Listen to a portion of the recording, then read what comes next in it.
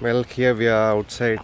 Kind of a vlogging test. I'm not used to this, so it might be like super weird. Image stabilization is on right now. I'll have a walk, a normal walk. Ooh, something. I hope it's not a snake. It's kind of bushy over here.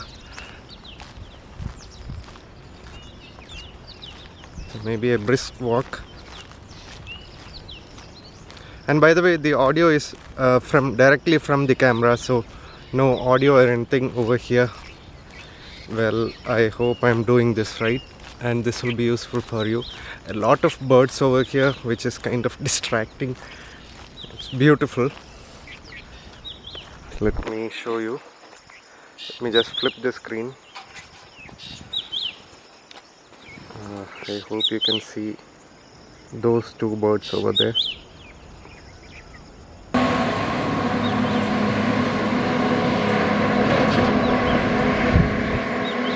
And by the way, I forgot to mention that this is the kit lens.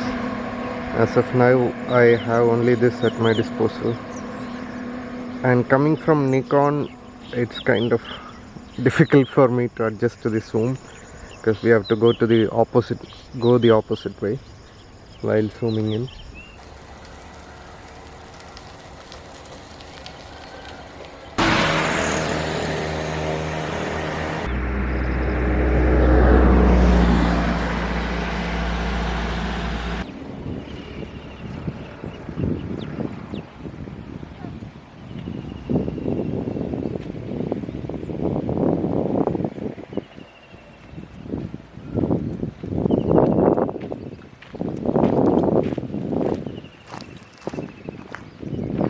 Well, this is with the image stabilization of the lens. Let me just check something. Yeah, it's fine. Okay, with the image stabilization, the lens stabilization, and this is how it looks. I've turned off the digital image stabilization because one night when I took it out, I felt that it was not good. It was adjusting a lot, the digital stabilization. I'm looking down because the terrain is not so great, so I don't want to sprain my legs, and I kind of shifted away from the road because too many vehicles are there right now, and I didn't feel safe holding a camera out like this. Since the kit lens, if you zoom in, the aperture will be narrower, it means sharper, like 6.3, but still you can get this. I hope you can see. I am not so impressed with the screen in bright sunny conditions because I can't see much. It's okay, but still. Since it's in auto mode, everything is getting adjusted automatically, so I don't have to worry. And I wish the zoom had been much smoother for a video camera. For photo it's fine, but for video I wish it was better, more smoother. In this handheld shot, I've disabled the lens image stabilization and I've enabled the digital image stabilization. Another thing I don't like about the screen is there is a lot of information which can be added to the screen, but once you start recording, it's gone.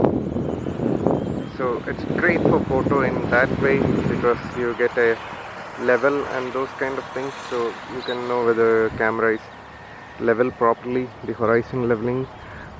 And I wish while recording they would have included just two simple things, that level and the audio recording levels.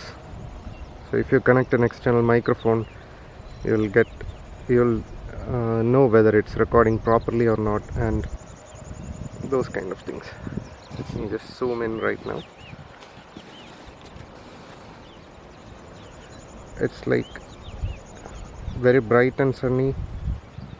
I'm shooting directly into the sun, and since the sun is out of picture now, because I've zoomed in, you can see the landscape a little better.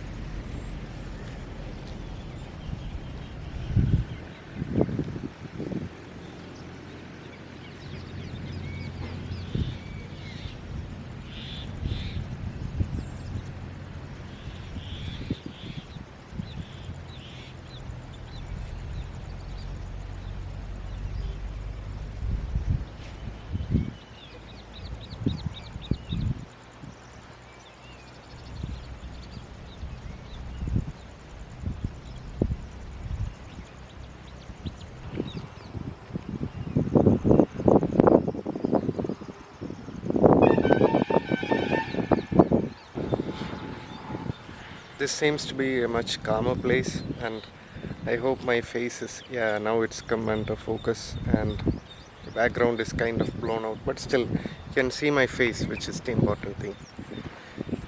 Well, I thought I'll show the digital image stabilization and the other image stabilization, the lens stabilization at one place, so you can know the difference precisely.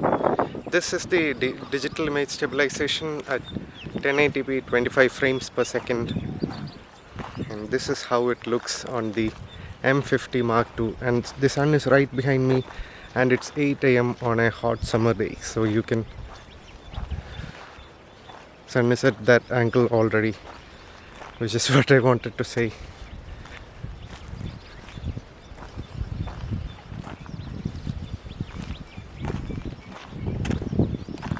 I know that the focus is very good, which is why I'm not talking about the focus. So yes, there will be a 4K test as well, but maybe in a different video, because I want to show it entirely raw, not edited footage, which is another reason why I kept everything at auto. It's being shot at auto. Now let's go the other way around. Yeah, now my face is well lit.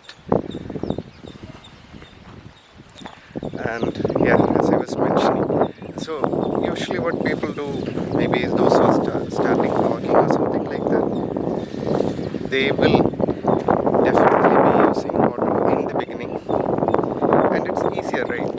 So you don't have to reach out for the dial and change the exposure or change the ISO in sudden exposure changes like this. The camera will do everything for you, unless you are in like low light situation where auto can bump up the ISO too much.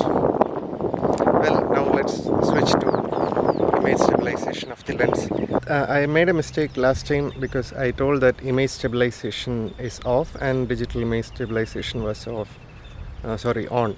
Apparently both were off, so that's the footage where both the digital image stabilization and the lens image stabilization were off. Since I'm new to the Canon ecosystem, I think I've not set it properly, which is why that mistake happened. Sorry. So once again, the previous clip, both were off, both the stabilization were off, and in this one digital stabilization is on, and this is how digital image stabilization looks on the Canon M50 Mark II, shooting with the kit lens 15-45 at 15mm, which is the widest one. It's pretty good. This is pretty good actually, and this is my first time I'm handling a mirrorless camera. It doesn't mean that the first ever time, but the first time in my life I'm handling a mirrorless camera for quite some time. Sorry, I was distracted. I found a peacock over there, but it ran away immediately. Anyway, turning around, and right now the sun is there. Well, this is how the footage looks. I wish I would stop here while I was going the other way instead of going somewhere and trying some other video. My hands are getting hurt. This is not a heavy tripod, so vlogging is tough business, guys, and think about it. You have a lot of work to do after you take the footage. You have to cut it, slice it, splice it, whatever you want to do with it. Now we'll switch the image stabilization in the lens on and the digital image stabilization off. And now we have the lens stabilization on. Sorry, I cannot look into the camera.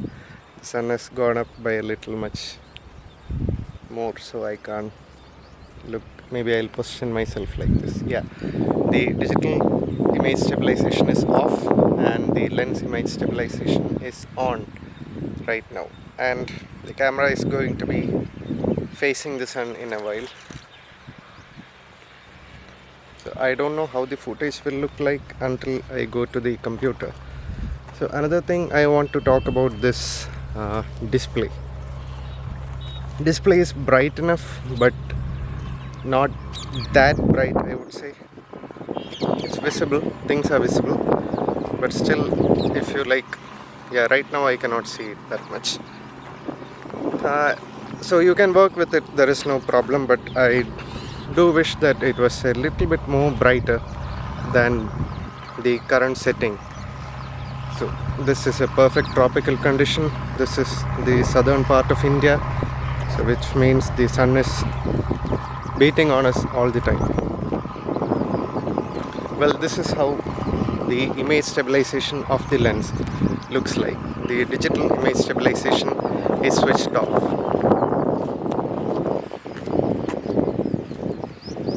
And if I am including the previous part where I have captured the video, then you might know that the screen has some wonderful information, but it's not carried over while shooting video. While you're shooting video, oh my hands, I really do appreciate the vloggers, because this is a very good exercise for your hands. All those fat in your hands will be burned for sure. Yeah, anyway, the information display, I wish that it was better. Like, at least you can show the audio levels. If you're attaching a microphone, it will be very good. And maybe show the level. Yeah, let me just sit over here and talk to the camera. Working with this camera is quite tiring. How do people do it? I really don't know. So anyway, I was talking about the display. The problem with the display that I find is, by the way, this is being entirely shot with the internal microphone. I didn't connect an external microphone. Now I'll talk about the display for sure. So the display has so many wonderful information. So it has a level, so you can level the horizon, and it has kind of many other information, so you can customize it. The display can be customized, but unfortunately it's not carried forward while recording a video. While you're recording, you just get information like what's the autofocus and whether it's recording or not, the time, the battery, and well, that's about it. And since it's entirely being shot on auto, I think that's the white balance that's being shown over there as well. I know that it's kind of a marketing strategy for Canon, but still it would have been better if it was included, because this is not a cheap camera in any way. And by the way, if you want to buy this camera, I recommend that you check offline stores as well, because in Amazon and Flipkart I found it to be costlier. The price has changed after I got this. I think the price has changed. Price has increased by 5,000. So usual marketing things, there nothing crazy about that, I guess. Other thoughts when it comes to vlogging, maybe you'll have to get a better lens if you want to have better low light videos. So if you want to shoot yourself entirely, then maybe it's okay. But if you want to shoot the scene in low light conditions, this 3.5 to 6.3 aperture is not going to do it, because once it's set to 45, then the aperture is going to be 6.3, which means that there will be very less light and you have to bump up the ISO too much. And I couldn't find a setting where you could control the exposure, like exposure compensation, like the kind you can do in photograph. Maybe it's hidden somewhere. I have to find it. If I find it, I'll make a video about that as well. So anyway, I was talking about ISO. So if you bump up the ISO at 6.3 aperture, and you'll have to bump up it you'll have to bump it up quite a lot, which might result in so much grainy footage, which is not ideal. Yeah, people will watch it, but still it's not ideal. And another tip I would like to mention is that maybe get a microphone in the beginning itself. A microphone will definitely be good. But at the same time, I found the sound quality from the camera's microphone to be decent. Not great, but decent. Much better than some other cameras for sure. So I would say that if you want to get it for vlogging, if you want to get the M50 Mark II for vlogging, it's definitely a good pick. It's a great camera. It's fantastic. Now, coming from Nikon, it's like night and day. That's another thing. Yeah, Nikon DSLR, not the mirrorless. I wanted to buy the Nikon Z50, but it's very costly. And that flip down screen, I don't like it. I'm not a fan of it. Maybe I'll save money for the Z5, and don't know, mirrorless is really great, and the battery life has been decent.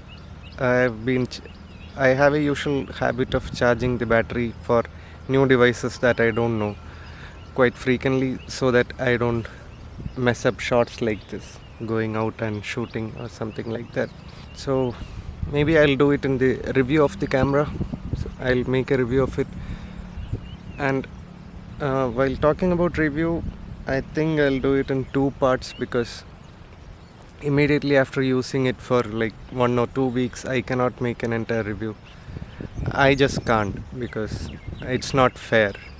I will not be able to go through the entire settings. I have to take it out. I have to take photographs, video, and right now I don't have anything else with me. I just have this camera, so photographs, everything will be captured with it. And so far with the photographs that I've captured, I own the Nikon D7200. So compared to that, for photographs I'll still pick the D7200. I'm not saying this is bad, this is really good, but the dynamic range of Nikon in this budget of cameras is definitely better in the Nikon. My opinion again, my opinion. Now I kind of drift away when talking about things. So I was talking about vlogging and this camera. So for vlogging you can definitely get this camera, but if you have money, maybe you can go with a different lens, maybe a fast lens.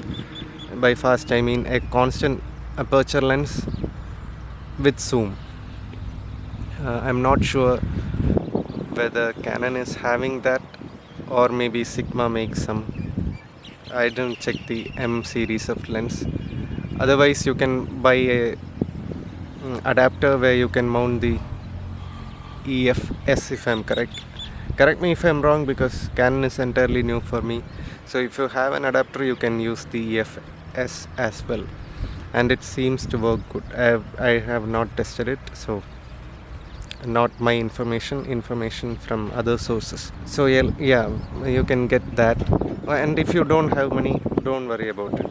Start with the kit lens. Kit lenses are so underrated. That's what I have to say, because when I started photography, maybe some 5 or 6 years back, I started with the kit lens. There was no problem with that. I still use that kit lens even though it has fungus. So, not this one, the Nikon one. So don't worry about it. If you have the budget only for a kit lens, just leave it at kit lens. But I would definitely suggest that you buy a dedicated microphone, which is very important when it comes to vlogging and serious video making.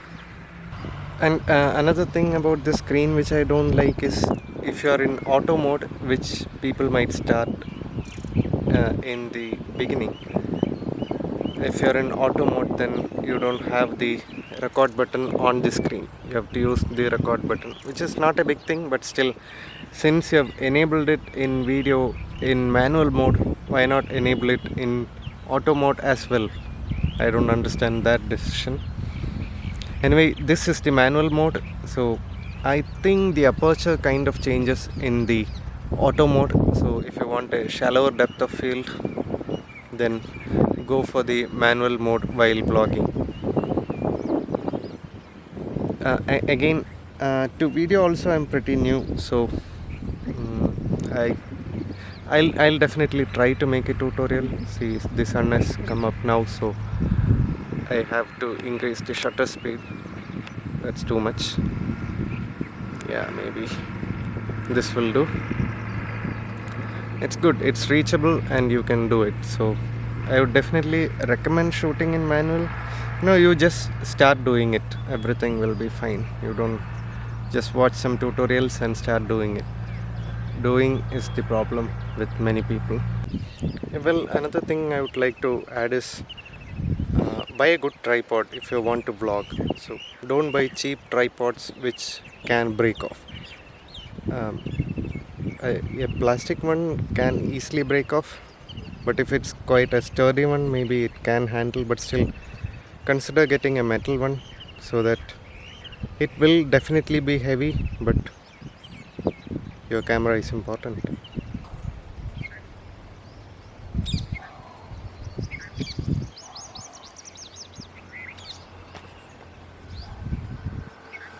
Fully auto, digital image stabilization off, and image stabilization on. Image stabilization on the lens is on. Yeah, I wish there was a button for image stabilization in the lens as well. So I think it was a common practice by Canon before. Now they seem to have removed it.